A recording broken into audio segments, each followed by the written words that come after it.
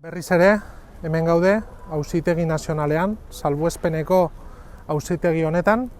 Gaur, bi gazte, arabarrak, auziperatuak izango dira, berriro ere, exepziozko legedi baten barne.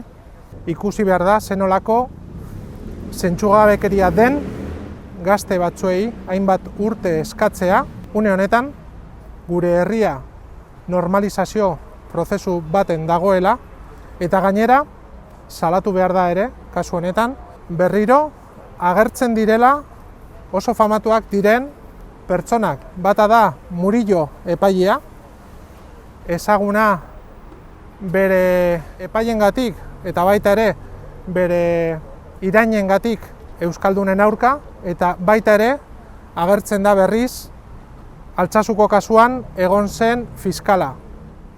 Auzi honek ez dauka inolako zentzurik, eta berriz ere, eskatzen duguna da, pausuak ematea normalizazioaren alde, eta berriz ere, Auzitegi Nazional hau ixtea betiko.